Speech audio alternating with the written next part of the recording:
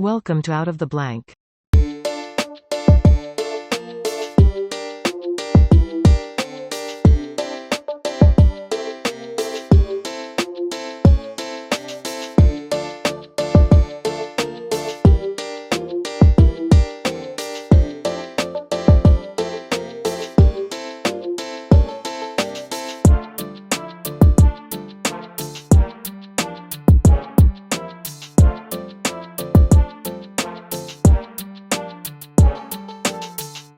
Welcome to another episode of Out of the Blank podcast. I'm here with Greg. Greg, it's a pleasure to have you on the show. Can you please introduce yourself to everyone out there listening? Yeah, g'day. Greg Parker is my name. I'm in Australia, been investigating this case for around 20 years plus, give or take. I got interested in the case like a lot of people did through watching JFK, the movie. That said, that was in the early 90s. I let it go for about 10 years before the internet came along. When the internet came along, I just out of boredom, I decided to check what was on the net about the case. And to my surprise, there was quite a few websites and forums. So I ended up joining a few of those forums and got into research that way. When we talk about joining forums and getting interested in the assassination of JFK, I mean, just for me, I'm diving in kind of like 60 years in. So it's like, okay, I got a lot to look back. All the research that's already been done by certain people, depending on if you agree with it or if you disagree with it. There's a lot there that kind of you can get lost. Like I feel like a child that just got dropped in the middle of a crowd. But when it comes to the education forum, I think it's pretty good when it comes to certain aspects, but also I think it can get lost in translation to what the initial goal is. And when I look at Warren Commission people, when I look at conspiracy theorist people, I think everyone's kind of in the same goal. Some people just want to say it's already settled and let's move on. And others want to say that there's more here that we need to find out. Then you get like new evidence that comes out that does show something, and you just kind of get to this point of like, okay, so then where do we stand? And then there's usually shots fired from both sides. And then if you're caught in the middle of it, much like I try and stay impartial on kind of everything, I have my own thoughts, obviously, but I try my best to listen to both sides and get everyone's perspective. And really, I think when I joined your forum, Citizens for JFK, I'm saying that right, it's Citizens for JFK. Rehab in JFK case. And the important part about that, though, was that you were talking about that needs to be more investigation here, because it's not just simple cut and dry. And that means you'll accept anybody into the forum to really talk and show things that would be like, here's good points to bring in. From what I've assumed just by looking at it and kind of diving into it, happy to be a part of it. It's something that's important, I think, to really a lot of people. That is the assassination of JFK. It's why people research it for 20 years, 30 years, or however long, is because it's not only fascinating, but it's also like an important piece of history that really doesn't get taught, or the general public might not be so educated on the full aspects of it. Yeah, it's a strange thing. I'm an older parent, and I've got twin boys who recently completed high school. But a year or two back, they actually covered the assassination as part of their modern history course. So that's the other side of the world covering it. And they weren't indoctrinated into one side or the other. They were given the official story and a few of the major conspiracies, and told to use their critical thinking to work out what they believed and what they didn't. So that's the way it should go education-wise. Yeah, before I even dive into your thoughts on the assassination, like what do you think happened and everything, I want to bring up the point of like, especially outside eyes looking in, like you're in Australia and you're looking into the JFK case. I always bring up the point of the people that believe the Warren Commission. I just say you don't want to know that your government has the ability to do the things that some of the conspiracy theorist people believe that they can do. And I just know from looking through government records of the past, not even about the assassination of JFK, but all the other crazy stuff that they had ideas about. And then there's Howard Hunt's interview on his deathbed where he starts talking about ideas of slathering LSD on and you're just like, oh my God, is this real? And it's like, even though they're thinking about it, it's the idea that they're thinking about it, and things that turn into like what people would say, well, that's too movie. I think they have a point with some things. There are some parts about the assassination, like I've mentioned before. I haven't talked to David Lifton. I haven't gone into like the bashing of a head in an autopsy room. I haven't gone that far down into it.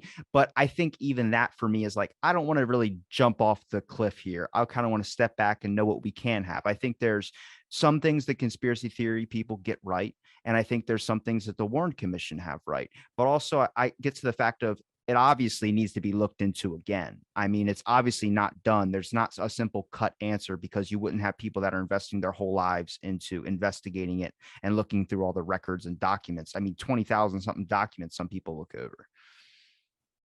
The thing of it is, we have to, in going forward, my view is that we need to treat it as a cold case, and investigate it as a normal, run-of-the-mill cold case. Forget about trying to work out who did it. Forget about building some massive conspiracy theory. Just concentrate on the fact that they had a suspect and look at whether that was a valid suspect or not. And that's what I've been doing for the last 5 years. Has been the bulk of my work in that area. And I can tell you now that they did frame Oswald. There's no question about that. But it wasn't a pre-plan. The plan was done by Dallas police on the run, on the fly. It wasn't part of any pre-planning.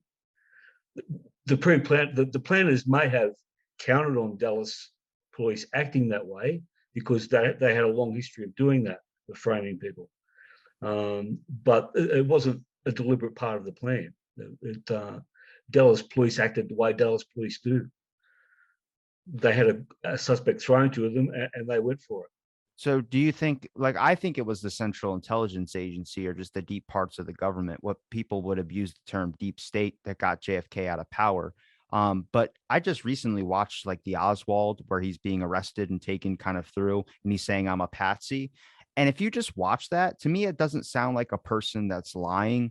I know people would bring up that, well, of course, you're not going to admit to killing the president. I'm like, he's being arrested, and the way he's saying, like, I want to talk to a lawyer. I have not been like given the right to be able to speak to a lawyer since being, handled and brought in by police. And, something's going against my rights. I'm like, anybody who like is admitting to the fact, or not even admitting, but is killed the president is not going to be talking about what rights that they have. They're usually going to be saying something or not talking at all, really. Yeah. He, I mean, I don't know what your conversation with Bart, what areas that got into, but I can take a guess that it went into Oswald's alibi. Would that be correct? Yeah. Yeah. Okay. So one of the main arguments against that is that why didn't Oswald say if he was outside during the shooting, why didn't he yell that to the press when he had the opportunity? There's a good reason for that. He wasn't outside for very long. We can prove that because there's a witness to him being inside again shortly after the shots. That was the vice president of the Texas School Book Depository. Rushed back inside and saw Oswald near a little storeroom. He said that to the press that afternoon and then never spoke of it again after that because he knew that basically exonerated him. And he was never questioned about it again after that either, which we see time and time again. Anything that exonerates Oswald that's said on that first day suddenly disappears and never gets spoken of again. Now, when the shots were fired, everyone on those steps thought they were motorbike backfires. They didn't connect it with gunfire shots, and I believe that's the same with Oswald. None of them had any idea at that stage there'd been a shooting. So he's gone back in before everyone realised what had happened, and he still didn't realise until he started hearing a commotion outside, and he thought that's when the assassination happened. When he heard that commotion outside later, when people started to realise what had happened outside. So, in effect, he thought he was inside when the shots were fired when he wasn't. He would be kind of like Bart's the prayer man is that if Oswald happens to be the prayer man, then the whole kind of everything around it really collapses, because then you have Oswald on the steps. Well, the main point is like there's this, what kind of distracted me was like the second floor lunchroom type thing where he was drinking a Coke and they saw him there. And then that turns out to be BS. And I thought that was real. And it's like, okay, that was wrong. And then you get to a point of like, if he thinks it's, I guess, motorcade backfire, if he thinks it's a car's backfire, did he not see the president like get a giant hole in his head? And then, No, none of them on the steps did. And Oswald was in a very bad viewing spot right in the corner. If prayer man was Oswald, which you know, I'm pretty sure it was. Whoever that was didn't have a good view of it. Simple as that. They would have had the front of the building cutting off because the motorcade was up past them by that stage. And the corner of the building would have cut off view, as well as people taller than him standing in front of him. so wait, when he went back off the steps and went back inside, did he ended up figuring it out later, like a couple of minutes later? I mean, yeah. Well, what happened was that he after he went back inside, eventually people started rushing back inside, and there was a big commotion outside when people said, word spread through the crowd that Kennedy had been shot. Only a few people actually saw it happen. And when word started to spread, there was lots of crying and hysterics and blah, blah, blah. Oswald told his interrogators that he tried to go outside to see what the commotion was about, and he was stopped at the door by a cop and wasn't allowed out. He was told to step aside until they were ready to start releasing people. And so that's what that was about. There's lots of nuances in what he told the police during interrogation that has been confused with what the official story ended up being. So there's confusion about when he went out the first time to watch the parade and tried to get out that second time. There's confusion because of this bullshit second floor lunchroom story, which was totally made up. And there's confusion because the officer involved originally said he saw someone on the third or fourth floor and never mentioned anything about a lunchroom. All he mentioned was a stairwell. So, and the description he gave of that person was 20 pounds heavier than Oswald and 6 years older. So, and dressed differently. Well, when he left the building and he started going down the street, he went back to his apartment, or was there a taxi interaction that happened before that? Okay, get ready for this, because it's you said before you thought the lunch thing was real, and now you got him going back to an apartment. He never lived at that apartment. That's bullshit too. Well, and I know that sounds crazy. I know exactly how that sounds, okay? But honestly, I can show you all the evidence that negates that. What actually happened was that there was a guy known to live there by the name of Herbert Lee, H. Lee. Okay, and any news about him was hushed up. He was found out about by private citizens after the assassination. So the FBI was forced to go and find him and interview him.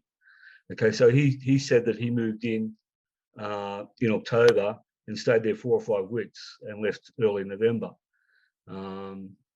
which is false, and they never tried to verify that. It's more likely that he moved in mid-October and left about the 13th of November, and I can show you the evidence, what I'm going on there, but it's tied in with the Warren Commission testimony of the owner of the boarding house. Now, what happened was that the daughter of the boarding house, she had a photographic studio opposite the Texas Theatre. She witnessed the arrest. She rang her parents or rang a friend of the parents to tell them that one of her boarders had been arrested. She couldn't think of his name, but she recognized him as a boarder. By the time the cops got there and they were asking about Oswald, they just assumed that, okay, Oswald must live there because his daughter recognized him as a boarder there. So he must live there. So they went there asking about Oswald. When they asked to look at the books, they were shown, after viewing a replay of the arrest on TV, they were shown in the books the entry for H. Lee. Now, H. Lee, I suspect, was living in room 0. Room 0 was a library that they converted to a bedroom. And because they didn't want to renumber all the rooms, they just designated that room 0.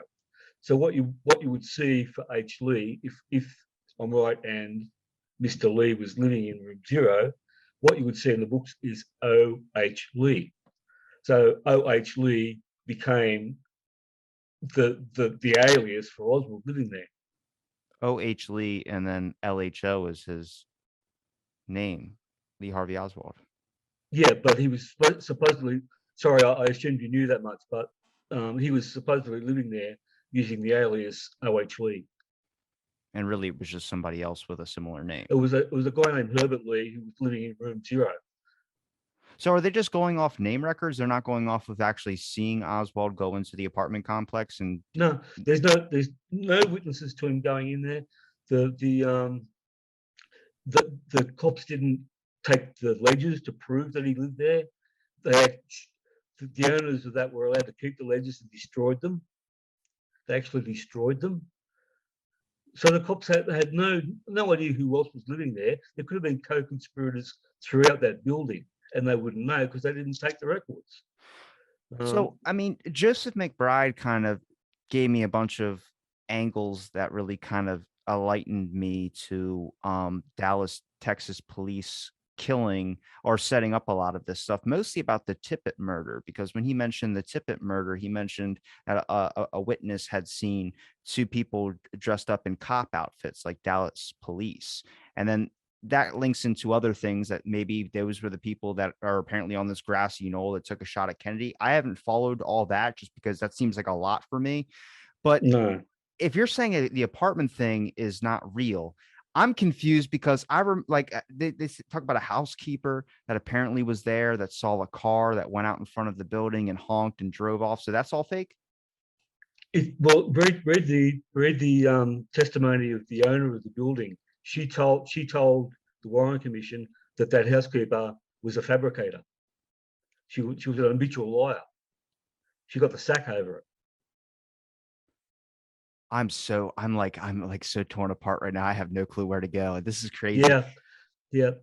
I know how all this sounds because these are things so ingrained in the literature and on both sides that it's hard to overcome them. But there is no evidence that he lived there apart from the say-so of the housekeeper and the owners were motivated by profit.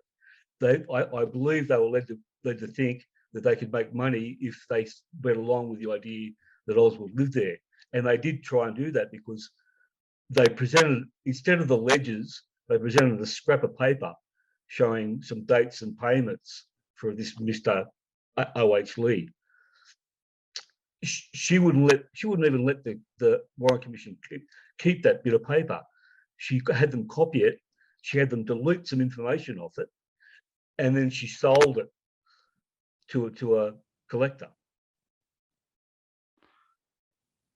See, this is what's interesting, is because the apartment story was always something to me where I was like, how the hell did he get to his apartment in that amount of time? Have a taxi interaction and all this type of stuff as well too. And then afterwards he waits for a bus. I mean, it sets up like a perfect thing, but still suspicious as hell. But it just leads into the point of Oswald being like an agent, having blueprints of Central Intelligence, which is what I thought.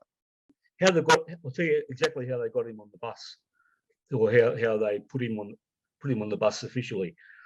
There was a lady called Mary Bledsoe who caught that bus. There was someone came on the bus and advised everyone that Kennedy had been assassinated.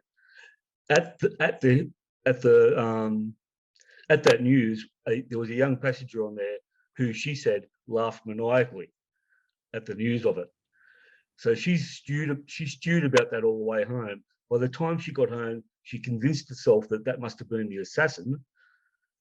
So she waited for her son to get home. She told her son about it. The son phoned the police. They brushed it off as some weird little old lady. Don't worry about it, because they already had Roger Craig saying that he saw Oswald getting into a Rambler car and being driven away. I don't know if you know that story either, but Is that the you're aware. Rambler? That's the Rambler Yeah. story. The Rambler story was an aspect of that there was this vehicle that was set up that was supposed to be a getaway vehicle with an Oswald lookalike that hops in, and they actually found the Rambler of it.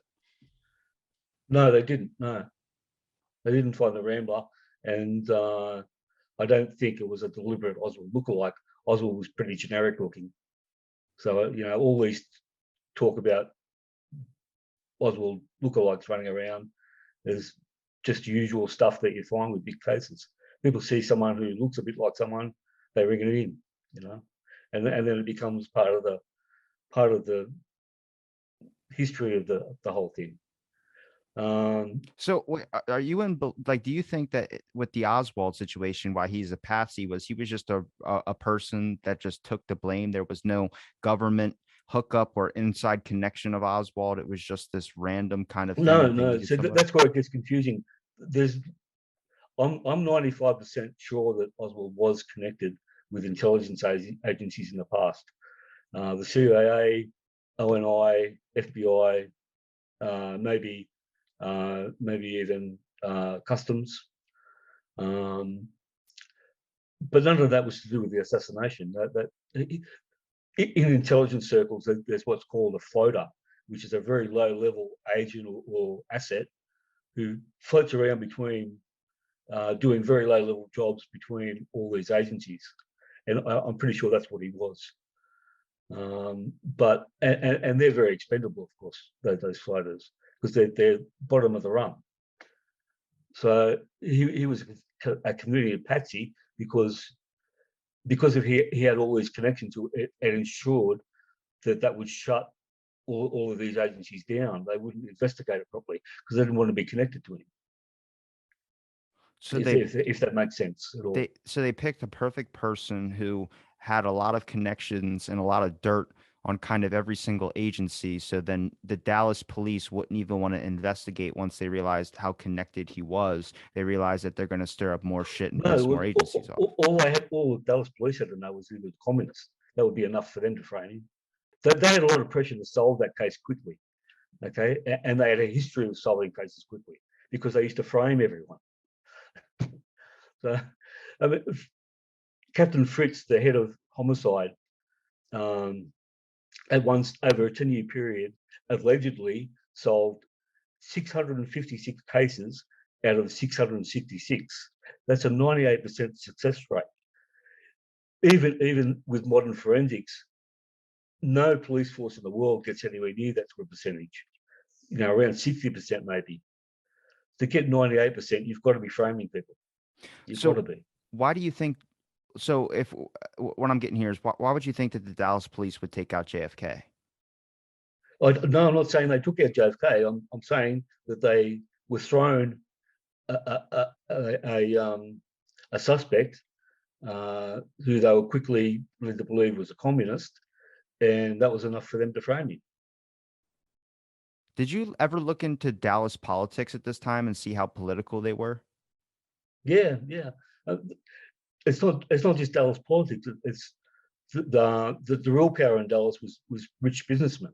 They were the real power in Dallas, but other power was shared between the sheriff's office, the DA's office, and Will Fritz in homicide.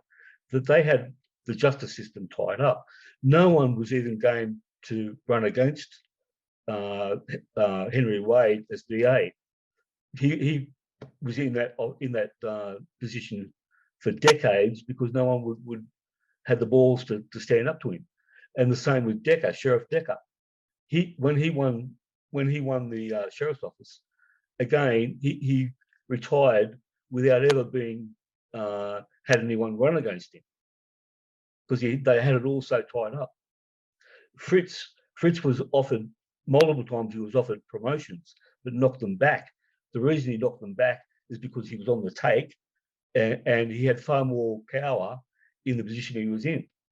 Could you say that maybe potentially that the reason why that they were so quick to cover up or so quick to just nail this suspect, Oswald, was not only the fact of how corrupted they were, but the fact of they didn't want to be investigated in because of all the corruption and all the aspects of things that they've been involved into? How many of them are doing things that they're maybe not legal, like they're doing like back dealings or they're doing whatever, and they realize that if they have a CIA agent in their hands or if they have some whatever low level person, if they don't, if they raise this to a higher thing or if they make this go on longer than ever, it's going to eventually bring a bunch more eyes and people investigating not only him, but other people in the. It's even simpler than that. It would forget about the mob ordering Oswald's murder. Forget about the CIA ordering the murder. It was an inside job with Dallas police, and the reason was that they were used to framing people and getting away with it because they had the Dallas justice system tied up in knots. Okay, and the local press were enthralled of Will Fritz and Decker and Wade. Whatever they said was music to their ears. They just loved them because they solved quote unquote all these crimes. What they could get away with framing people in those circumstances, but they couldn't get away with framing Oswald because they had the national media and the international media watching what was happening. There's no way they could go to trial with the case they had because it was made up of junk science, planted evidence, coerced witnesses, the whole gamut of tricks that police use everywhere to frame people. There was nothing magical about it or super sinister or 007ish about it. They were just the standard things that police do to frame people. So when we talk about like witness testimonies, is that possibly why a lot of the witnesses really like were, I guess, very vague, not really vague, but they were kind of like, it seemed like they were open. Like when they said something about like, oh, I saw this or I saw that, if someone would have said, are you sure it didn't look like this guy? And you point to a man in a lineup that does not fit the person's description at all. I would think if you know that your police are corrupt or if you know that your police are kind of dirty, you would just probably be like, yeah, and then say, yes, that is Oswald. Well, let me go back to Mary Bledsoe, the lady on the bus. I started to tell the story and got sidetracked, but it sort of goes into what you're saying here. So what happened was that the son, when he got home, she told the son the story about this laughing young guy on the bus. He rang the police and said his mother thinks that the assassin was on the bus. The police shove it aside because they already think that Oswald got away by car.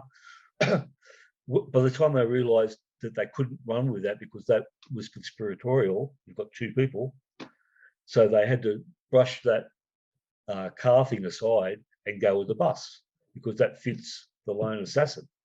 Okay, so what they did was they found out what bus she was on.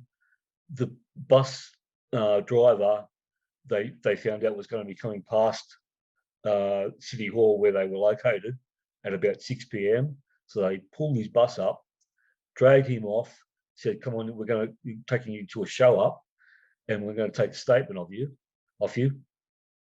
They did that. In his testimony, he made it very clear that he thought he was there to identify the person who had laughed maniacally on the bus because the police thought that was Oswald. But it turns out it wasn't Oswald, and he testified to it being a young guy named Milton Jones. So Oswald was never on that bus. That they put him on that bus because they needed to get him to Oak Cliff in time to be the Tippit killer, and that's why they then put him in a cab, which he never caught. He never caught cabs, but they needed to get him over there a bit quicker. So where the hell did they find him at? They found him at the theater, right? Yeah. What he there were several interrogation reports written because he was in the interrogation room. You had police, you had FBI, and you had Secret Service. The police and the FBI were very working closely together on the frame up, okay? But the Secret Service guy wasn't involved too much in that. So his report, in some respects, is more believable than the FBI and the police reports. What he said in his report was that Oswald said he got a couple of buses to get directly to the theatre. That's why he needed a transfer, because he had to get off one bus and get another bus to get directly to the theatre. And Mary Bledsoe, Oswald, when he went home, allegedly went home or went to that boarding house and changed shirts. But Mary Bledsoe was shown the shirt he was arrested in, and that was she said that's the shirt he was wearing on the bus.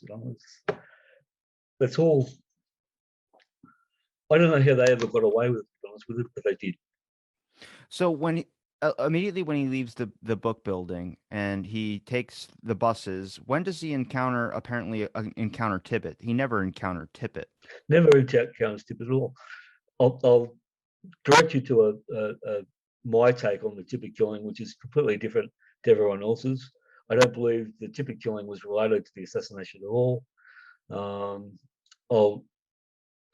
It's too complicated and too convoluted to try and sort of run you through it here, because it's like everything else. It's so ingrained about what allegedly happened that trying to explain that, forget everything you've been told or read, this is what really happened.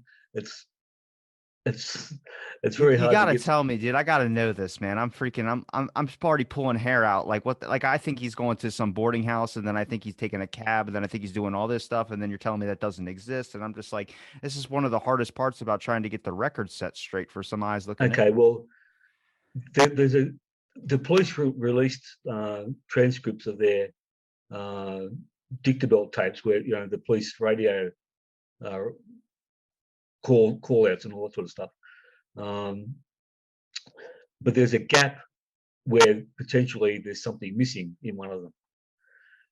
And the radio operator was interviewed years later for a book and mentions that they got a call about a disturbance in Oak Cliff.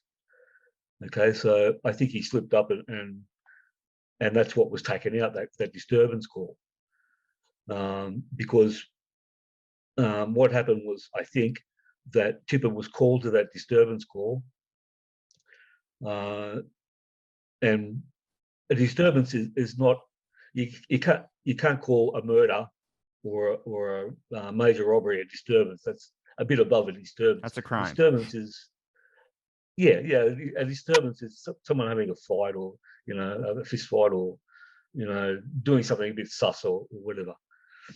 There was a gang in Oak Cliff, a young gang that did break-ins and stole cars. The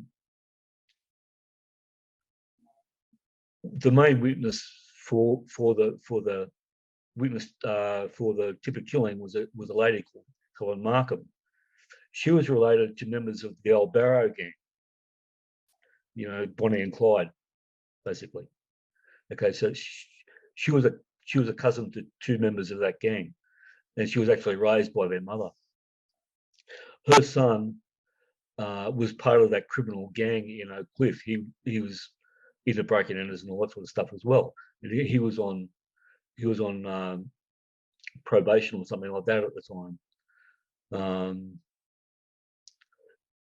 She was the main witness to it, and I think what she actually saw was members of that gang kill Tippit, not Oswald. And she went along with it being Oswald to save her son and his friends, basically, because any sort of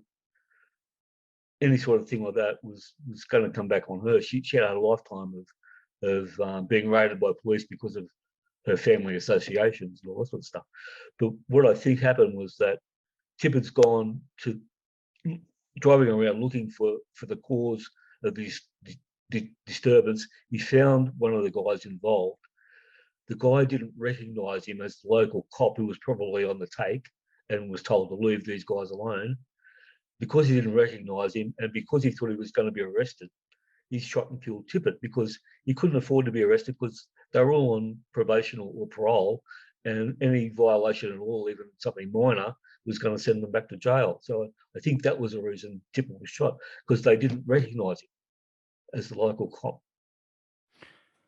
This gets a little bit muddy because they end up finding 5 bullets after patting him down twice, and on the second time they find 5 bullets on Oswald's character. But I remember hearing a lot of people mention that one witness did talk about seeing a short, kind of, I wouldn't say stocky, but chunky guy, and then there was another person that didn't really fit Oswald's description. But the way that they usually lead off with that is once they say that, they usually go, well, that witness was not credible at all. But then that would link into the gang aspect of things if it's a mother protecting, her son or her friends or whoever the Well, case. let me tell you, in '64, Marguerite Oswald, Lee's mother, took, I think it was Mark Lane or someone similar, to Helen Markham to interview her. She wouldn't talk to them, but James, her son, did. Okay, so he drove off with them and told them a bunch of stuff. The cops found out about that, came around and arrested him on parole violation, and threw him out the second floor window and broke his leg. Hold on a second. Hold on a second. Hold on. The cops threw him out of a second floor window Yep, yep. because he just wasn't complying with how they wanted. Because he talked to Marguerite Oswald. They were shit scared he was going to reveal the truth. That's what I bring up about all the witnesses and everything. Everybody that keeps backing down, afraid to say something. You look at the number of deaths from some of the witnesses, and they talk about strange things that happen. I don't know about like last minute phone calls of wanting to speak about what really happened with JFK. I don't go that far into it, but I mean the number of deaths is stunning. People in their 20s dying from really crazy circumstances that happened, like fell off a ladder. It's like, hang on a second. Yeah, I think that's a bit exaggerated, to be honest with you. But that's a separate issue. I can't say every one of them's exaggerated, but I know the ones I've looked at have been not quite what people have made out. But anyway, When we talk about a guy getting thrown out of the second story, what yeah, that's a very specific case because he spoke out of turn. He wasn't, he opened his mouth to the wrong people. That's clear cut. There's clear evidence for that. Well, so These other, most of this would be associated with not even the police. It would be associated with like mob style tactics. Are you saying that kind of the mob and the cops are kind of on the same level in a sense? yeah, the cops were worse. No doubt about that. Dallas cops were terrible. So what happens after, like, take me to when Oswald's in interrogation, for instance. Like he had 2 phone calls. Now Bart let me in a lot about what happened on the interrogation and everything like that too. But he had 2 phone calls that he was able to make apparently, and that's in the Paine documentary as well too. She talked about Oswald calling twice, and the first time she didn't want to really answer because of an aspect of he just killed the president, didn't feel like she had to. And then he was able to call Marina as well too. He apparently had more calls, and then I know Bart told me the Raleigh phone call, the North Carolina call, didn't exist. It wasn't real. And I start Yeah, getting he's right about that. Yeah. so I get into this aspect of like, so the cops, they were very like lenient on letting them call multiple times. Like there were still bad guys, but at the same time, they also were doing kindnesses for him as well too. No, he was entitled to phone calls, and they were paranoid at that stage because he kept complaining to the press about being kept away from legal advice. So he was allowed to call Ruth in order to try and organise legal help. That's what that was about. I mean, there's nothing two-faced on the cop side of it. They were trying to save face. They only um, they only issued his rights to him when they organised the midnight press conference, so the journalists could get photos of him and stuff. What they didn't expect was that they'd start asking questions, and he would start complaining about not having any legal representation. As soon as he mentioned that, he was dragged off stage, and they quickly took him away and indicted him in order to be able to read him his rights so they could say they'd done it. And it was after that that he was allowed to start making phone calls. Did any of the cops associate with any of the media? Because that video where Oswald's speaking about being a patsy, like the cops are, or whoever's got a hold of Oswald is blocking the camera in a very, not like accidental way, like in a very purpose way. Like we need to get this guy and rush him as fast as possible. You know, we need to get him out of the camera light. Where I start going, usually you have someone that's following behind or in the group that might be leading it that says we can't make any questions at this time or any statements. I mean, was there any cops that made, you know, media attention statements, or were they all very, very private until someone got to them first? Yeah, I think you're right. I think they were paranoid about what he might say, um, as far as how they were treating him and stuff like that. Uh, but I mean, that's it was the cops that organised Ruby to kill him. There's no doubt about that at all. Okay, um, because they couldn't afford to go to trial with what they had. They just couldn't. Well, it's just, Ruby, it brings up the answer of like, well, they had like the Jack Ruby, this guy who owns a strip club, come out of nowhere and kill, you know, Oswald. And I remember hearing this from Robert Kennedy when he spoke in the new JFK Destiny Betrayed documentary, where he talks about like he's a little kid hearing that, oh, Oswald was just killed by a strip club owner, Jack Ruby, and he was celebrating. And then everyone in the room, like his father and everybody, was just very, very quiet. And he realized it wasn't a good thing. Like he didn't do it out of the kindness of his heart. And it's hard to think that a mob guy would, you know, be so patriotic to kill the killer of the president, the alleged killer of the president. But when you look into like Jack Ruby, there's just a bunch of weird stuff where you start really, I mean, it brings more weight to the aspect of the Dallas police being so tied in with the mob and things. I mean, this is what would bring up the perspective that I see, is that if you have an officer just get killed by a gang member and you're trying to blame um, Oswald for it, it's a great way to not escalate violence between two sides. You know, if you come out on the news and say that a gang member just killed a police officer, I mean, it's people are going to put media attention on that, and you're going to have a lot of weight really spark up, and people want this mob to be put down, and or not mob, maybe gang get put down, and you might not have the firepower to be able to do that, or you might be so tied together with these gangs that you necessarily don't want to make bad relationships because you know how worse it could get or how many connections you could burn off. So pinning Oswald doesn't seem like a far fetch to me. But what gets where I start to bring in the example of how well was Tippit connected to the police force? Like, was he a good officer, or was he one of those cops that didn't associate with people? he was a. I've read his police file back to front. He was a terrible officer, absolutely terrible. That they all used to complain that they used to have to help him write basic reports because he was only semi-literate. He got in for one reason and one reason only. That was the GI Bill. He was a World War II veteran. That's the only reason he got in. And what's more, he's most likely suffered. If you read the report, the psych reports in his file, he most likely suffered from post-traumatic stress disorder because of the Second World War. The psych report was absolutely scathing about him. Absolutely scathing. What did the psych report say? That you wouldn't trust him in a you know, you wouldn't trust him in a game of tiddlywinks if there was a life depended on it. It just, yeah, it wasn't just that. Even his father-in-law, he was interviewed to get his perspective on him. His father-in-law said he's jumpy, and that was because of the war.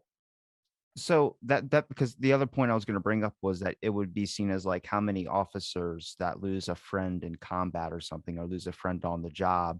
You know, there's this whole like reversal in the way that they've been acting. Like we got to get justice for this officer, but if Tippit wasn't Let me connected set you like that. straight on that as well. There was another guy with a similar surname, slightly differently spelled the Tippit. I think it was ET rather than IT at the end. But when word got around that Tippit was killed, they all assumed it was this guy. Okay, and so they were all devastated because he was well liked. There was a relief when it was found out that it was Jesus JD. Christ. That's terrible. Oh my God, that's terrible. Yet, but it's the truth. So, so wait, they all thought it was one guy, but then it turned out it wasn't. And then when they found out it's Tippit, they all had a sigh of relief. Even Ruby thought it was the other guy and was sad about it until he learned it was JD. Well, so when it comes to Jack Ruby, all right, let me just ask this because I gotta clear some things up. When you got into this, did you specifically just target Oswald and go, I'm going to find out about Oswald? And then that's when you started realizing he was a patsy, or was there something else that drawn you to, like, where was the very first thing you clicked onto? Every expert or every person that researches this case has a certain angle. They could tackle the autopsy information. They can tackle JFK's route. They can tackle the Secret Service. They could tackle all these things. Did you just specifically go into Oswald, and why did you specifically decide to look into Oswald? No, I've had a scattergun effect for 20 years. Um, I've had stages where I've concentrated on Ruby. I've had stages where I've concentrated on Oswald. I've had stages where I've concentrated on very specific areas of Oswald's life, such as his time in Russia, his alleged trip to Mexico, which is another thing that never happened. It was a lookalike in Mexico. No, not even a lookalike, just someone using his name. The lookalike is an assumption based on the fact that, again, people assume that it was part of pre-planning to frame Oswald. It wasn't. What, as far as I'm concerned, it wasn't anyway. They were running a lot of operations in Mexico around those embassies. They were targeting double agents. They were targeting the import of communist propaganda, and they were targeting drugs as well. I believe that for this one of these operations, all they needed was someone with Oswald's background. So they just borrowed his background and his name, and it didn't have to become the real Oswald until after the assassination. Then they had to scramble to place Oswald down there, so they just fabricated a whole bunch of evidence to place him down there when he wasn't, to cover up the fact that they'd been running these operations using his name. You mentioned a few things I want to go into, but I want to start with, let's take it to Oswald in Russia. From what I've read about Oswald in Russia, I know people think, well, he was defecting to Russia. He was trying to tear up his American citizenship. But the way I also have heard it was also that in Russia, they knew he was a spy. They said he spoke terrible Russian. He wasn't well liked over there. He was tearing up his citizenship. And I'm pretty sure it was just an act because he ended up going back to the States a little bit later. Like he bailed out on tearing up his citizenship there. He wasn't defecting at all. Just about everyone in that embassy was connected to CIA, including the guy that interviewed Oswald. He'd been what's called a spotter at Harvard to select people to travel under cover of being students or whatever to the Soviet Union. So he was CIA. The head of security in the embassy was CIA, and a bunch of other people in and out of the embassy was CIA. Including one of the students who was there when Oswald was there. He ended up, there was a guy called Edward Keenan was that guy's name. He was a Harvard student who was over there under an exchange program. But most of the students over there were actually collecting information for the CIA. They were called legal agents or whatever. They weren't doing anything illegal, but they were still collecting information valuable to the CIA. And he was one of those. And he ended up being kicked out in, I think, 63 or 64, because they caught him acting like a spy and booted him out. But he was in the embassy at the same time as Oswald, and yet that was covered up. They didn't mention him being there. But he admitted in several interviews later that he was there. And one of his jobs was he was an expert in Soviet culture and living conditions and all that sort of thing. I believe that one of his roles was to brief people who are going to be defecting into what to expect when they defect. that was his sort of role over there, I believe. As far as Oswald, the reason Oswald went over there, there's a lot of belief that he was over there to try and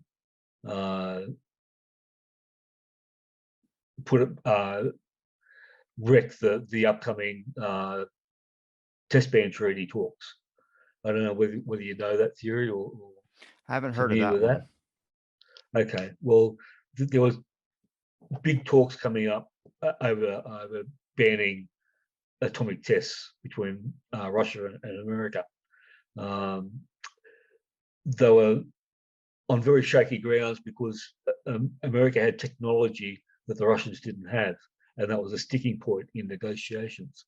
A lot of people think that Oswald took radar information over there, so excuse me, over there, so that he could give that information to the Russians so that they could shoot a U-2 plane down, which is what happened. Gary Powers, the U-2 pilot, was shot down on May Day 63 or 62. And after that happened, the Russians pulled out of the test ban talks. Do you know about the U-2 planes at all? If you want to let me know a little bit more, I think I have a little bit of an understanding, but was a lot of this not an aspect of going to war with Russia, but just making sure that they can still have those weapons because that ban treaty that was being involved? If you see one person not following the rules, then why should you? So you're able to keep that in? What happened was both sides wanted to ban atomic testing. Okay, they were both agreed on that. But what happened was that the US had developed technology that allowed them to detect when underground tests were being done. Okay, that technology didn't exist before, but they had it, and the Russians felt that technology could not only be used to detect when tests were being done, but it could also be used to improve tests. They could conduct tests and use that technology to see how well they were doing and all that sort of stuff. So that was a sticking point in the negotiations. But people think that Oswald was sent over there by the CIA to make sure that the U-2 plane was shut down so that the Russians would pull out of the talks. Because the CIA, according to this theory, didn't want the test ban treaty in place. If you follow that so far. I do. It's hard for me to believe that Oswald, with his character, from what I know, to be able to be the one person that would go down and try and shut down these U-2 planes. I would think there'd be a fleet of people. I'm with you exactly. I'm saying this is what a lot of people believe. It's not what I believe. I believe he was sent over with blueprints for the technology I was just talking about, so that the Russians had that technology as well in order to make the test ban treaty go ahead. And even that might be sound a bit far-fetched to you, but I think it's probably more likely to believe that Oswald was probably sent over there with the idea of what you're saying to do that specifically. But I bet you they knew that he probably wasn't capable of doing that. And they probably, I mean, he got caught relatively simply. The Russians were able to point him out as a defector or point him out as one of these spies. And that's why I think he went to go tear up his citizenship, was an aspect of like, trust me, like I'm on your side. I don't like America, this type of thing. But I think they knew, like they were sending him over there to be like, he's going to get caught, but it's going to get the Russian distracted, like thinking that we're sending spies over there. And then this type of thinking. I mean, I always boil it back to like, there's always like another plan that we don't know about. Like there's something that's, when you ask John Judge who killed Kennedy, he says the Pentagon, like the orders came from the Pentagon or came from this deeper state type thing. I'm more inclined to believe that because I know past events that the government has done. Necessarily, it's not really a bunch of rogue agencies. Maybe there are strings being pulled elsewhere, but it's just so hard because like I said, when you dive into like, I thought the apartment thing was real. I thought the taxi cab thing was real. I thought all this was real. When you're able to get that and then erase what didn't exist, everything that followed after that, like, okay, so now this whole narrative kind of dies, which is where I could see the frustration with, people that believe the official statements and people that believe, the conspiracy theories. Is like, it's hard to tell, like, if someone's pitching a book or if someone's just buying the garbage that the government's spewing out at times. Well, as far as pitching a book goes, when you start um, relying on the word of a nonagenarian, Tippit's father, a 90-year-old, who was in the early stages of dementia. When you start relying on his word to write a book, that's when you're in trouble. And Well, that's it's what. difficult. Like, you're asking, like, if you're gonna ask a guy's parents about what was your son like, they're gonna be, he's a good boy, or they're either gonna say he's a piece of shit. But compared to like the people that he works with, they're gonna be the most honest people that are gonna tell you what he was like, what he was like on the job, what he was like after work or something like that. They're gonna give you the more honest. We're not ourselves in front of our parents. We're usually a little bit different. Yeah, but yeah, when you're writing a book and you want to get cram as much um, sensationalism into it as possible, you can easily lead someone that old with dementia to say what you want them to say. That's what I'm saying. And McBride's book is based largely on that, on the word of the father saying that Tippit was involved in the assassination. What what about Myers' book? Because Myers interviewed the family as well too. I haven't read Myers' book, so I don't know what Myers said. But frankly, I gave up reading books on the subject a long time ago because I just don't trust them, any of them. I would stick by probably the files that we have, but I also would try and, look at other files. Like that was my thing with the assassination. I realized that this, to me, this was the starting point of, like, they got away with, pinning a blame on somebody, and they probably have done it in the past, but I think this was the first time that we've ever had anybody really fully investigate. I mean, you have Alan Dulles that they go, what can we print? And he goes, print it all. Nobody reads anyway. Well, people did read. A lot of people did, and a lot of people have Well, invested their he lives into miscalculated this. there. Yeah, Yeah, he well, miscalculated badly on that. a lot of people invested their lives into this, and I think that's the reason why this, to me, is one of the biggest points of when you can really see the inner workings, I would say, of the government or of a deeper plot, in a sense, which is the aspect. And I don't want to turn it into movie scenarios like some people like to do. I'm looking at it like you get to see Operation Midnight Climax. After that, you see Watergate unfolds, you see a bunch of really corrupt government, like real politics is now starting to show. And I think it's because of the aspect of they got away with it technically, and they pinned the blame on Oswald. That was gone. For me, I like the idea of, like, looking into the Kennedy and getting the real documents and stuff like that. I want to know the answer. But also, when people ask the question, who killed JFK, besides the government, I don't think you're going to be able to get an answer. I just think because they weren't looking for anybody else. They were 100% like the Warren Commission. The whole point of that was supposed to be to investigate the death of a president. That's what the Warren Commission was supposed to do. But if you read their thing and you see the direction of where they went, it wasn't about investigating the death of a president. It was about Oswald did it. You need to find every reason why.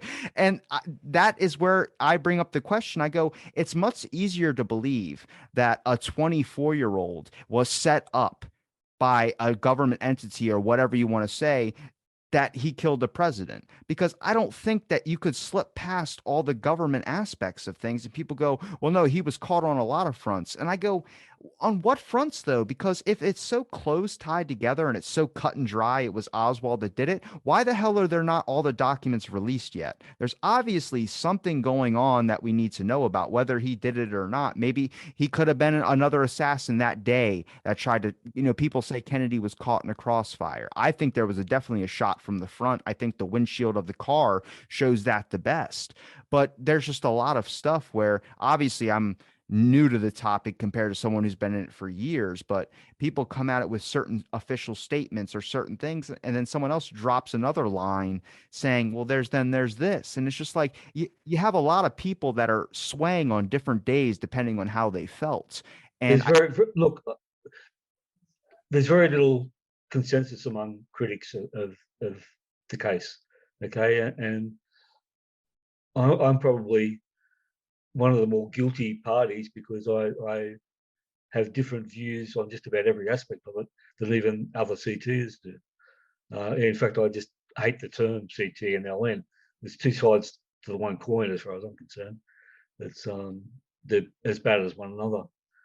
But well, that's what I like is that on your forum you have yeah, LNs and you have CTers on there as well. So I think that's important because then you have a one-sided website, you know. it's well, we have a range of views. I don't care who anyone is or what they believe, as long as they're honest about those beliefs and not there to just cause havoc or to disrupt or whatever other motive they may have. If they hold an opinion honestly, that's fine. If that opinion turns out not to be honest, that's going to be sussed out somewhere down the track, and they'll be outed. So It's kind of like when I had someone mention to me that like there are people in like certain like the Brussels Foundation and there are some people on the forums who are like spies, and I'm like I don't think that's real, but I also think that there's a lot of people that I'm not going to say by name that I've noticed that are making I would say a good amount of content on the basis of just pointing out C tiers or pointing out lone nutters and you know just writing slam articles about them, which I don't really enjoy. I don't appreciate that. I have videos of CT people. I have videos of lone nutters on the show as well too. I don't really like the terms either, but that's how people can distinguish certain things, I guess, of how it's gone. But there's no negative comments on either one of their videos, only positive comments because I don't allow the negativity. if someone's got a good view or a view I can see the point of and agree with, I don't care whether it's come from an LN person or a CT. Like I believe it was the oil company that killed Kennedy. the oil company. I haven't found anybody with that perspective yet.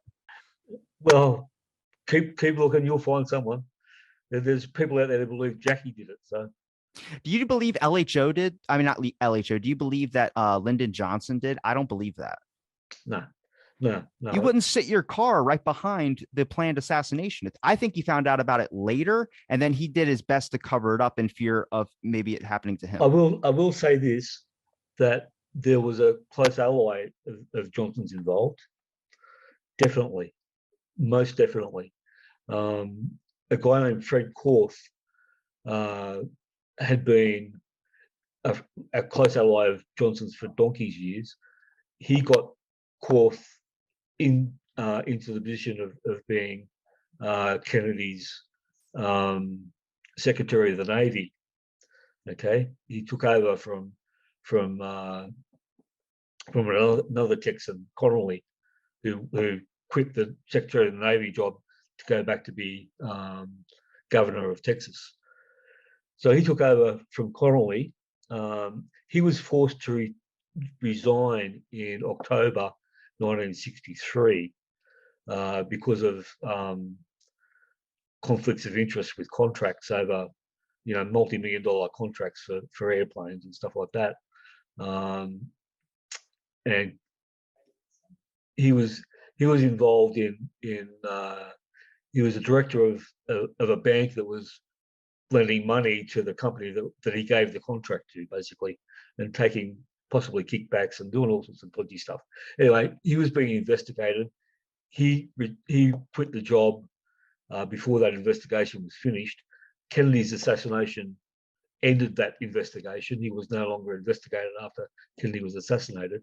But here's the kicker.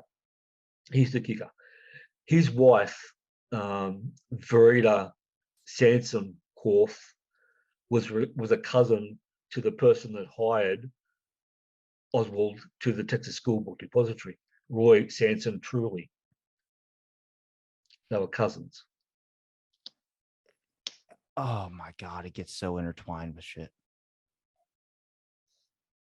Okay, so when we talk about the Jack, because you mentioned this earlier, Jack Ruby, how far deep did you go into Jack Ruby? Because I like he was at that meeting or whatever, dressed up as like press, and he corrected somebody on an aspect of it's fair play for Cuba Committee. Where I start wondering is like, was he a tied in mob asset? Was he a low level mob asset, and he was just really tied together with the He, government? he was a wannabe on every front. He was actually a police groupie as well. He wanted to be a detective, but he also wanted to be on the fringes of the mob or be accepted by them because they were big shots. He wanted to be a big shot, no matter which way you look at it. Okay, he wanted to be someone high up in the pecking order who was respected, and he did that through he tried to do that by being a police groupie and by being a mob groupie. I don't believe he was very taken seriously by either of those groups. But I'll tell you what happened with Ruby. He was tapped to kill Oswald on the Friday night by a cop who he talked to for a couple of hours around midnight Friday night after that press conference. He was given pamphlets on how to be a hero written by a right-wing radio show. He was relentlessly bashed about, not physically bashed, but talked to about being a hero and all that sort of stuff. He was tapped to do it, and I don't think he wanted to. And the reason is that over that weekend, the FBI, Dallas Police, and the Sheriff's Office all received threats that Oswald would be shot during transfer, which is exactly what happened. I believe that was Ruby trying to get out of having to do it. I believe he thought if he rang up and told them that that Oswald would be shot, they would increase the protection so much that he wouldn't be able to do it, if you follow that. But he would still get arrested, though, even if he attempted to kill the president. Or not president, Oswald. Yeah. Did you know that there's no minimum sentence for murder in Texas? There's no minimum? No minimum. So he could just be released right back out? With a very small sentence, yeah. And I think what he was told was that you do this for us. How many murders could have happened in Texas or attempted murders? You just get a freaking, a fine? A bit more than the fine. He would have served a couple of years. Okay. What he would have been told was, you'll serve a couple of years, you'll be a big shot in prison, you'll be well respected, which is what he wanted. He wanted respect. He said, when you get out, you'll be able to go back, take over your clubs again. You'll be a hero. You'll still be a big shot. Man, people want to write books about you. They want to make movies about you. And that would have all appealed to his ego. And that would have all been part of the temptation to do it. But they also fed him drugs, uppers and downers and God knows what else, to keep him off balance and on track or whatever. And I think they also made threats to his family about doing it. So he's contacted the Dallas Police, the FBI, and Sheriff Decker's office to say that Ruby would be shot during the transfer. Okay, the Sheriff's office and the FBI both reported those findings or that phone call to the Dallas Police. The Dallas Police never mentioned their phone call till much later. They let it slip that yes, they got a phone call as well. Now, the response to any threats to Oswald was this. Fritz came up with the idea of having a 4-man press around him, okay, to protect him going down to the transfer car. You've seen the film of the shooting, obviously. Yeah. Okay. What do you see in that film? I can't really forget the image of Oswald's face once that gut shot happens, and he has this. Okay, but what? Yeah. The idea was that Fritz was supposed to be standing directly in front of him to make sure there was no shot. Fritz had gone forward to open the car door, as if no one else could do that, leaving a big gap for someone to jump in and shoot Oswald. Well, not and it just was that, Fritz's. they had two guys holding his arms, literally holding him in position not to even be able to cover Yeah, himself. yeah, yeah. Well, I mean, but Fritz was supposed to be in front to cover that. He wasn't supposed to move ahead and leave an open shot. So, I mean, it was Fritz's, and that was Fritz's plan, was to have that. That was his whole. He was told to come up with a plan to protect Oswald. That was his plan. To have four men surrounding him, get him into the car, and get him out of there. Well, he he broke that formation and let the shot happen. He was the one that caused it. You think that you would just wait, or you would do something or slip him out a different door than where everyone is lined up with cameras. No, I think that suited him to send out a message. You know. I mean, but I'm saying if you're making a plan to protect Oswald, if you actually generally are just thinking about yeah. Yeah, I mean, the fact that that they weren't supposed to let all those uh, newsmen in there, but they did. That wasn't supposed to happen, but it did, and that allowed Ruby to hide amongst them until he saw that um, Fritz had gone forward. That was his cue to jump out and shoot. Did you look into what happened with Jack Ruby after he shot Oswald? And did you see, like, when they talk about like his therapy appointment or the therapist that went in there and did a psych evaluation on him?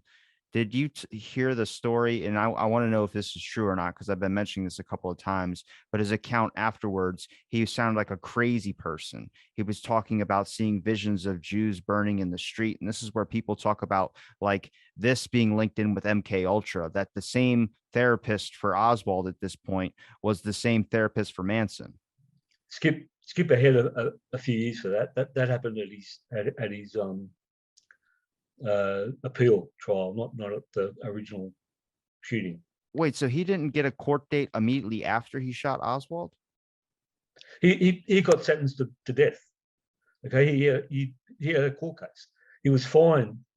There was nothing wrong with him. Okay, he was probably suicidal and depressed, but he wasn't psychotic. He wasn't psychotic until a few years later when the appeal process started, and that's people are getting confused about when the psych guy came in. He was interviewed by several psychs before his original court case, but they didn't find anything like that. It was at the appeal case. The guy they brought in was a former CIA psychiatrist named uh, Julian West or something like that, and he apparently administered injections to Ruby, which was supposed to have been vitamins for what was supposed to be flu. But it was after that he started getting psychotic. And he then gets cancer and then dies. Well, he apparently people say he had cancer already, but his symptoms speed up so rapidly, and we still don't know what causes cancer. I mean, we know a list of things, but we don't know like direct, 100% like what's going to cause cancer per individual. Some people get smoking cancer, some people don't. But I had a cancer biologist on here, and I mentioned that to him about Jack Ruby just randomly getting cancer in his last, like thing right up before his appeal date or whatever. And he goes, "Oh, we're talking about like deep state," like jokingly. But then I asked, like, is there methods of that? He goes, "Well, we know what makes a cancer cell grow, and we know like we're trying our hardest to figure out what like we can make them stop, but we're trying to figure out what eliminates them 100% besides like radiation." So he goes, "It's not impossible." And I'm like, that's what I'm saying is like, how long have those methods been in place? And then I'm speaking to someone about bioweapons and chemical weapons, studying the history of it.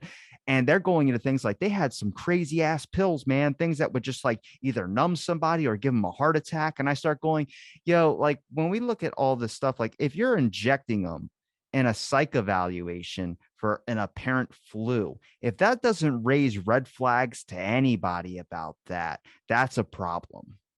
Hmm. Okay, here's my theory about the cancer. He was uh, an airplane mechanic during World War II. He was also at some stage um, was involved in a junkyard sort of union in Chicago. In both of those jobs, he would have been dealing with a metal called beryllium, which is now known to be a cancer inducer. So he had a lot of exposure to beryllium in those earlier years, and that and secondhand smoke through his clubs, I think, was what induced the cancer later on. Even just so rapidly towards his appeal date? Well, I believe he had it for a few years before it was picked up. Okay. The lung cancer can appear to be fluid in the early stages when you first start showing symptoms, but and I think that's what they thought he had at that stage, was the flu. I think that was not an honest mistake, but it soon became apparent that he had cancer. But I think it was before the assassination, he'd been for a checkup because of these symptoms that he couldn't get rid of, which were flu-like symptoms. This is going back earlier in the year. And that report from that doctor said that he was complaining of having what he called walking pneumonia, which is an old-fashioned name for another pneumonia-like disease, which I can't think of off the top. But yeah, it's all part of the steps that you go through with lung cancer.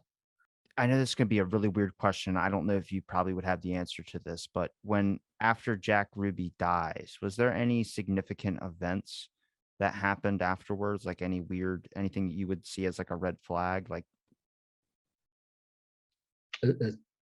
as far as what goes? As far as Jack Ruby's assets, as far as any connections or any media attention when it comes to Jack Ruby's death? Well, okay, if you want to talk about that, that's another weird aspect. Before he kills Oswald, he's having talks with Treasury, not Treasury, IRS intelligence operatives, because he has a $40,000 debt to the IRS through his clubs, through unpaid taxes. Now, you may or may not be aware, but the FBI had a habit of going after mob figures, not because of their violence or their illegal activities. They used to get them through tax. They Al used to put them Capone. away. Yeah. Al Capone's the clear example of that, but there are a lot of others, and a lot of times what they owe was a lot less than 40,000. Ruby seemed to be able to do a deal that allowed him to pay it off as he could, rather than no prison time, no fines, no nothing. Now again, that's the IRS, which comes under Treasury, which also the Secret Service came under, and a bunch of other departments that are a bit sus as well. I would be more inclined to believe that he definitely killed Oswald on an aspect of they had him by the balls with the fact of how much debt he was in. Well, let me take that one step further. There's a report in the Dallas police files from a prisoner who was in jail with Ruby, and that prisoner made a statement that to the effect that Ruby had said that he owed 40,000 to the mob on a gambling debt. And just coincidentally, he did owe 40,000, but it wasn't to the mob; it was to the government. But he was giving that as the reason why he killed Oswald to pay off that debt. And at that same time that he's negotiating about that debt, he's also looking for a more expensive apartment and for another club to buy. Oh, he cut a deal, and he got a little bit for himself, didn't he? It sounds like it, yeah, but there's no way to prove that. But all I can tell you is that's the truth. There was testimony from people who he was negotiating with to buy another club, and testimony from his workers that he was looking for a more expensive place to move into. And that's someone who's in trouble up to his eyeballs in debt with the government. When we talk about deep connections, do you ever think about the aspect that if Jack Ruby owned a club, how many officers frequented that club, which might have given him all the access that he did have to be able to kill Oswald? I mean, they talked about Jack Ruby being in the police department and walking around where he shouldn't have been for a couple hours prior. And it was just like in this aspect of like he was right there at the scene. And you got to think there's a swarm of media in front of you. There's all these other aspects that could possibly hinder your advanced shot towards it. We see this with like Reagan, for instance, when Reagan's assassination attempt happened. You know, you see a guy come up with a gun that had he had to go through a mob of people. That's why he was able to be tackled so quickly. But then you have this aspect with the Kennedy assassination, or Oswald assassination, I would say. You have this aspect of four guys just protecting Oswald, and then a clear shot opens right up. And Jack Ruby couldn't have just ran up out of the back and ran all the way up front in front of everybody. He would have to push through a crowd of people. So he had been standing there. Mm. It's yeah, there's a lot of unanswered questions because things were never investigated properly, and even the critics have missed a lot of obvious things they should have asked that are just starting to be asked now. Nearly 60 years later. When I've heard a lot of people bring this up, and I will get your thoughts on it. But when it talks about the media, do you think that the media was just afraid, or do you think that they were more likely to follow the whatever protocol was being tossed out by the Warren Commission because they were incentivized to? I mean, you got more expert witnesses that you got to interview. You got all this deep connections that you could have exclusive interviews and exclusive whatever you want. It seems like the only one that I could tell that was really like reporting honestly at the time was probably Walter Cronkite. But even then, I don't think it went super in depth with the number of interviews that are at least accessible for me to be able to find on the internet. Well, I can tell you this: at the time of the Garrison investigation, I was still in school.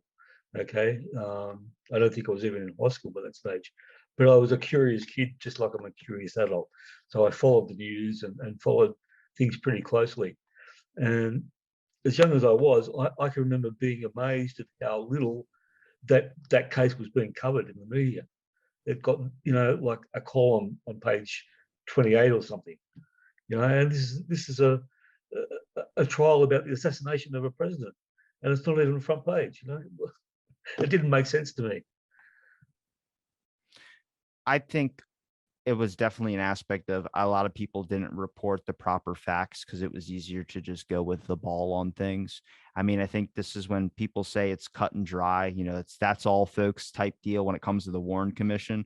I go, it's not really that simple. It's actually a little bit complex, but like I told you in the beginning, I draw a line at the Warren Commission stuff and the CT stuff. I think when we look at the media, I think the media had a really big part to play in this, only because of the aspect, what reporting do we see now and compared to the reporting back then? Yeah, the times are different. Sure. I mean, the number of people that are involved in the CIA, Jesus Christ. Like, where was the CIA when I was in college? Like, I would have loved to be a CIA spotter or whatever you want to say.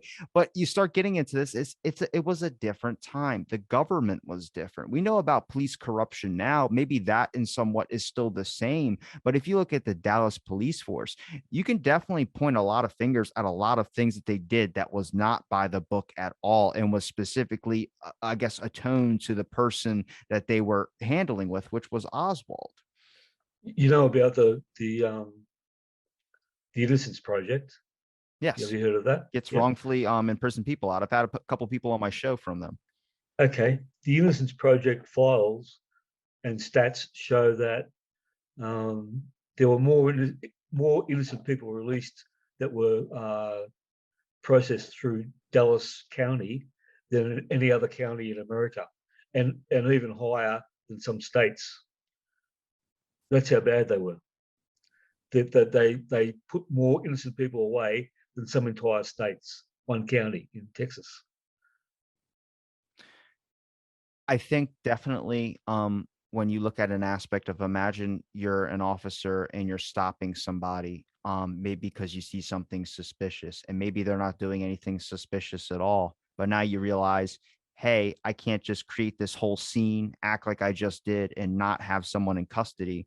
So then I got to bring this person in. Like there's no just like, sorry about that, and walking away and changing your personality. That doesn't happen. I think that's one thing I heard about from a scenario with Tippit, is that he stopped something that maybe necessarily wasn't supposed to be happening and he got killed because of it. And that's when it links into like the gang stuff.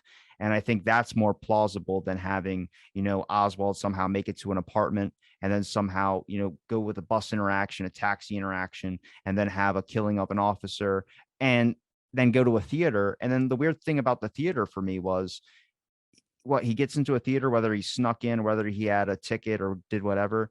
But then you have an aspect of how he has a gun, he throws it at an officer, it misses, and then he tries to take a swing. Like, it just, there a lot of stuff just didn't make sense on that aspect of things.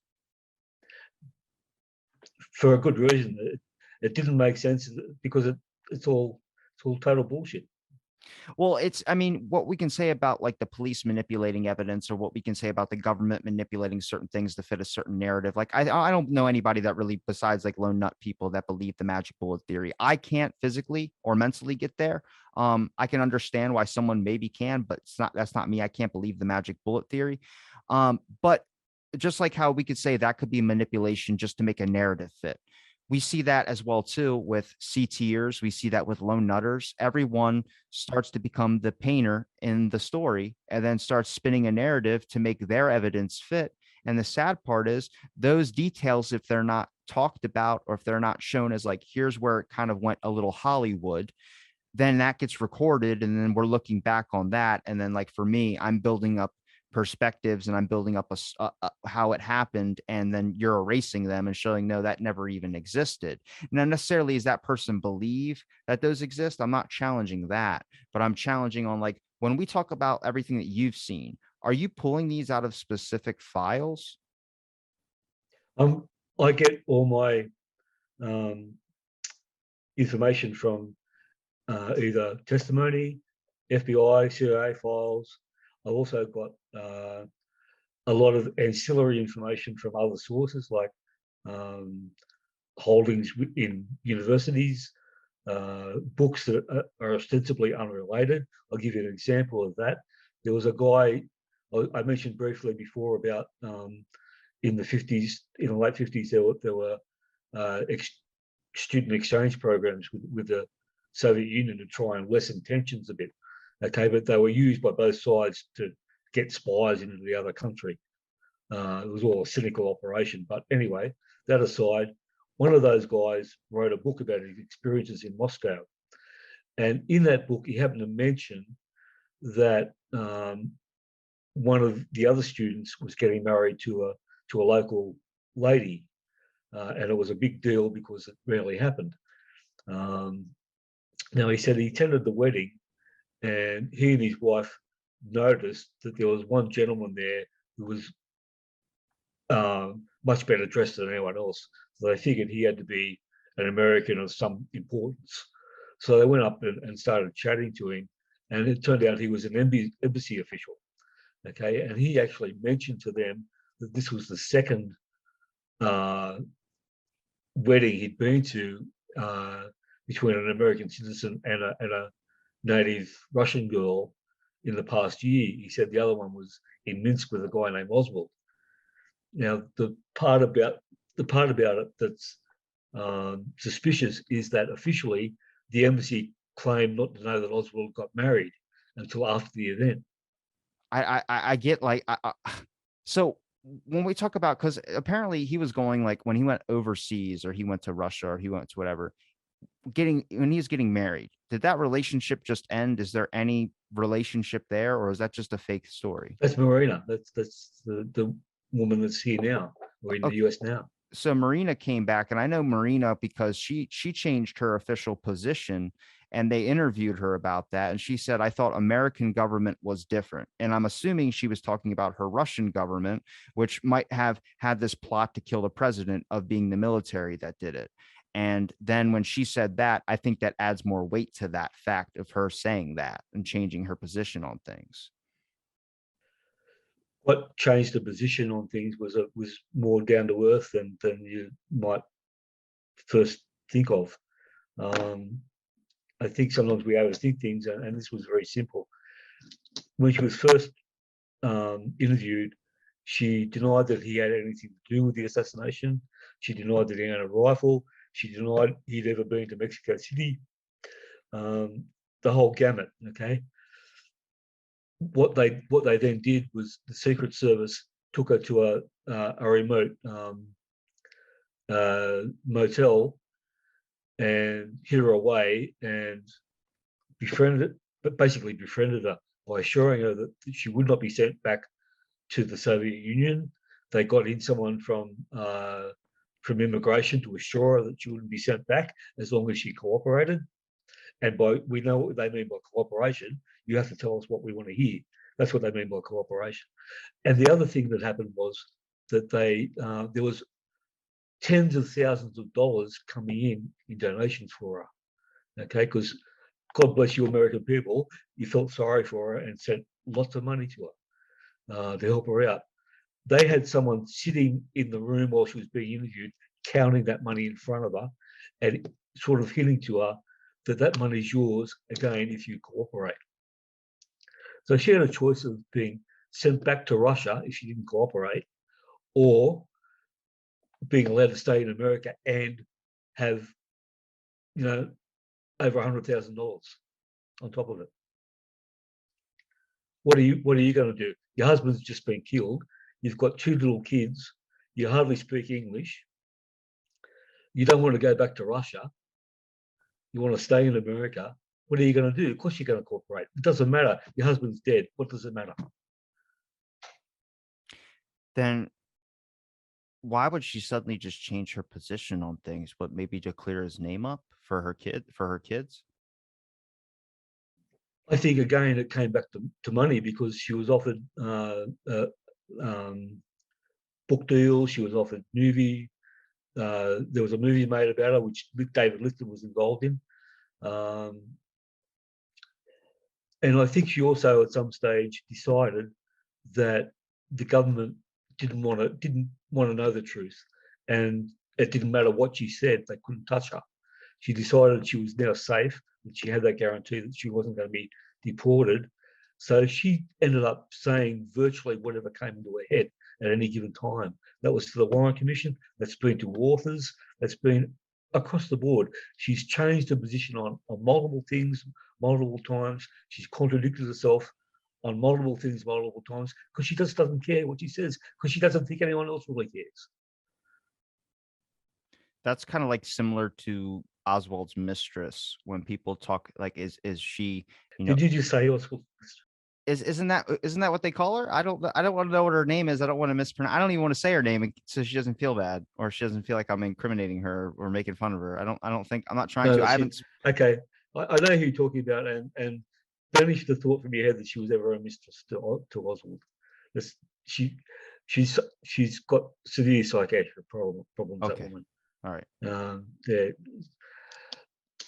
Yeah, just leave it at that.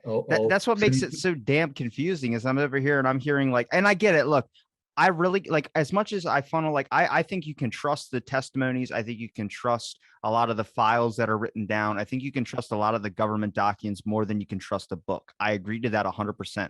But I also think that when you funnel it also through the lens of what some of the C tiers do have right, and that is that the government does do things, and sometimes a lot, like there's a thing called a blue sky memo. I don't know if you've ever heard of that, but a reference point for it is for 9/11. And one of the things is that a government entity can act on its own accord, as in the CIA is specifically for the Central Intelligence Agency. The Central Intelligence Agency can act with no political restraint or social restraint from any organization. Basically, they can act on their own accord. They can do whatever they want without any presidential authority or anything like that. Now, it's referenced for 9/11. And I sent this to Larry Hancock, and he goes, well, I don't think it's with 9/11. I'll this. It might be referenced towards it. I go, but I'm not saying 9/11. I mean, take that to like the JFK assassination, like that this is the first time the blue sky memo is the first time they had something like that written down. Everything else was verbally.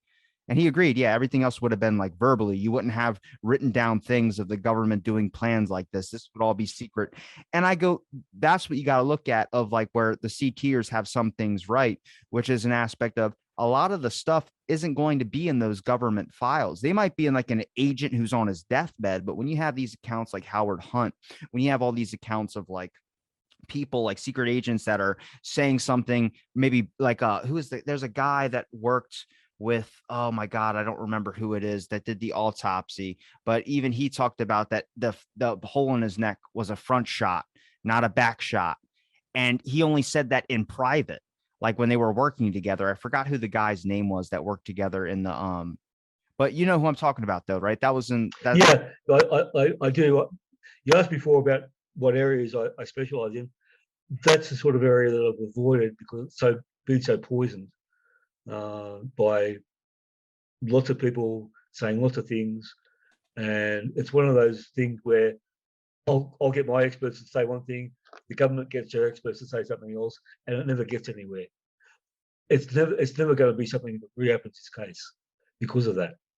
I think the best shot we've got at getting the case reopened is exonerating Oswald, and that's why the last 5 years or 6 years I've concentrated on that area. Why do you think people would believe that one crazy person could kill the president? Do you think it's because of all the aspects that, if you look at like the simple stuff of like the rifle, the .38, all, even the Paines? I know people think that the Paines are like deep connected into setting Oswald up. I think they were just unwilling or unknowingly doing it. I've seen Max Good's documentary. I really love it when he pulls out, like, did you ever work for the Central Intelligence Agency? And she's like, no, I've never worked for the Central Intelligence Agency. And then he goes, well, we have a document that says you work for the Central Intelligence Agency. I was on the edge of my seat when that happened. But I think she definitely. Sorry to pull you up, but to just correct you slightly there, what he had was a document that his sister worked for him. Oh, his sister Her worked for sister. him. Yeah, Okay. her sister. Yeah. And but when then, like, as that episode, or as that keeps continuing forward, she talks about like she did do some minor stuff for the Central Intelligence Agency, if I'm not mistaken. She was like a psychiatrist or something like that for a school, but she talked about doing something for the CIA. Yeah, no, I'm the person that actually got to the bottom of that. So ask me about it. Okay, where would you like to start? Where would you like to start? She worked for the government as a psychologist. Yes, that's true. For the Department of Labor, she was seconded to a working group at a prominent university in New York, named after one of your presidents, and I've forgotten what the name of the university is now off the top of my head. But anyway, they had a group in there working for the Air Force undercover, but actually for the CIA. The Air Force stuff was just covered for that. And what they were doing was working on aspects of recruitment for surveillance programs. In other words, that was the YouTube program that I mentioned before. It was a surveillance airplane that used to fly over Russia and China and take photos. Okay, and do reconnaissance. Before the YouTube, there were a few other programs that did the same thing, including one called FICON, FICON, which stood for Fighter Reconnaissance. But it did exactly the same thing. It was sent over to take photos of China and Russia and places like that. These were important programs because it was the only way they could get intelligence apart from sending people physically into those countries. So it was a very important program. And they needed to get the right people. And that's why they set up these special groups. George Washington University was the university I'm talking about. And she was seconded to one of those programs that were looking at the issues of being able to select the right people for those particular programs, and that included everything from plane maintenance and repair through to pilots, through to ground crew, through everything. Okay, they were looking at, and their final report was made, strangely enough, or coincidentally, in September 1956, just prior to the time when Oswald enlisted in the Marines, and worked in a station where reconnaissance planes were used. That is the U-2 in Japan. So do you think that she could have been like one of these spotters that were keeping tabs on Oswald? It's more than possible because they were connected to how did you know that Oswald was placed in youth house in New York as a kid for truancy? Mm-mm. Okay, he was arrested for truancy and placed in a juvenile detention center for observation, psychiatric observation, because of truancy, and he was there for 2 weeks. The people who funded that facility was a family called the Strauss family, and they administered the funds to keep that running. The Strauss family happened to have a member of that family who holidayed with the Paines. So, I think when I watched that Max Good documentary, which is a great documentary,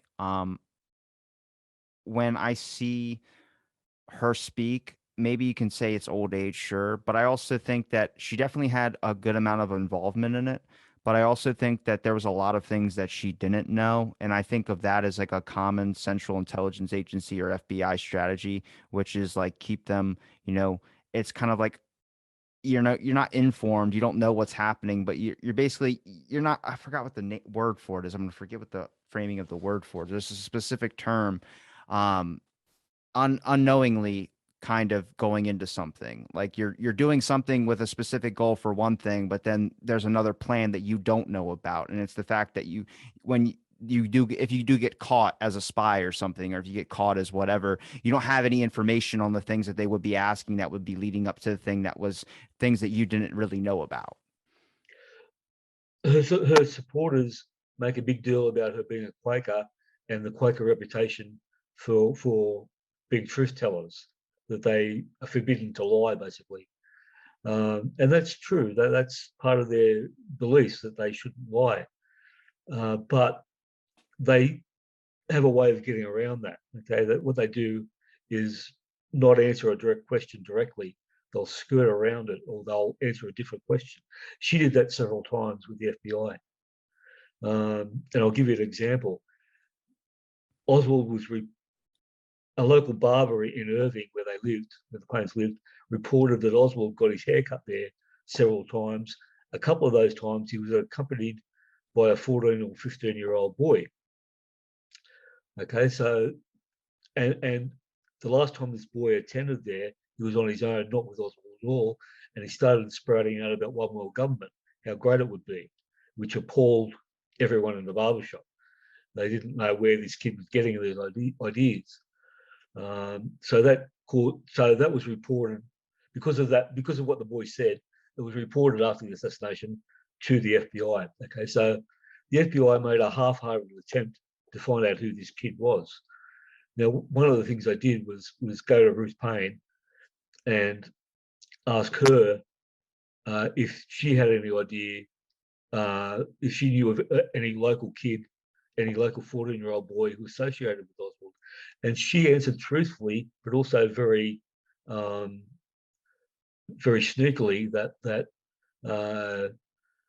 my own kids are too young to be, that they're way younger than 14, so it's not them. And I don't know of any other 14-year-old kids in the area that he associated with. Now, why that's sneaky is that the barber had told the FBI that he knew every kid in Irving, and he knew it wasn't a local kid. Okay, so Ruth actually had a 15-year-old she was teaching Russian to at the time. So that was the kid. That was the kid. And the kid went on to become very famous in his own right, and he matched the description that the barber gave to a T. He said he was a wide-faced kid with sandy blondie hair. He was extremely intelligent because he used words I didn't understand, and he went off on all this political stuff that was no 14 or 15-year-old should be have access to, even know about that stuff that he was talking about. The kid that she was teaching Russian to happened to be a kid called Bill Hookins. Now, I don't know if that name's familiar to you at all, but Bill Hookins went on to fame in the Star Wars trilogy. He became a famous actor. This is where you're losing me. So, is it possible that Ruth Paine might not have known what these kids that she was teaching these equipped skills, such as learning Russian and all these things, she might have just seen this as like a common act, and then they were actually had bigger purposes when it came to like government tactics or government strategies? I don't know. All I can tell you is that the FBI interviewed Bill Hookins' parents, but not because of this barbershop stuff, simply because Ruth was his teacher. That was the only reason they interviewed. But they interviewed his mother. His mother said that Ruth would pick him up on Saturdays to take him to St. Mark's School, which was his school, to give him the lessons in private. Okay, so that was what she thought was happening. Ruth picked her up, drives him to school. The FBI also interviewed the vice principal of the school, and his story was that the kid was having the lessons at his own home. So you tell Somebody's me what's lying. going on. Somebody's Somebody's lying, lying. yes. And who would that be? Oh my God. I don't want to piss off the Paine followers.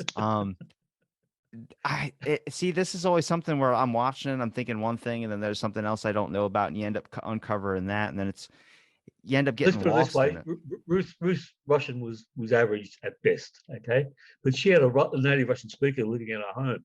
So even if it was innocent, she had a good reason to have the lessons at her place because she could get him practice with a Russian speaker. That's the innocent explanation. I think it's probably a little bit more darker than that. Yes, so do I. But that's if you want an innocent explanation, that's it. When it comes to like, let's bring it back to reopen the Kennedy case. When you mentioned like things that you would like to see happen, you mentioned things that want to unfold. I mean, do you expect like in the next year or so? I mean, we got Jefferson Morley, who's in a court battle to get the documents basically for what they promised that they would release. But do you think that's going to happen even in my lifetime? Like they got the Jackie Kennedy's dress locked away till like 2100 or something like that. So it's like I don't want to be pessimistic in the aspect of like, oh, we might never know. But I mean, there's a thing out there where it's like, I mean, what could be hidden is obviously the question that everyone asks. I don't really go to that, but I go to the aspect of, are we ever going to get the information, whether it's in our lifetime or not? Yeah, bloody oath, yeah, mate. Bloody oath. Bloody it. Thumbs up, yes. But where can people find your website? You gave me enough of your time, man. I really appreciate you walking me through some things too and clearing up some things as well. Yeah. Okay, the website is reopenkennedydcase.com at Formation. Oh no, sorry. Yeah, Formation is in the web address somewhere. But if you just Google Reopen Kennedy case, you'll find it. And do you have any other links you want to promote? Because I'm going to link it all in the description. Okay, well, I'll send you some links. How about that? That works. I really appreciate you giving me your time, and thanks everybody for listening to this episode of Out of the Blank. Stay tuned for our next episode.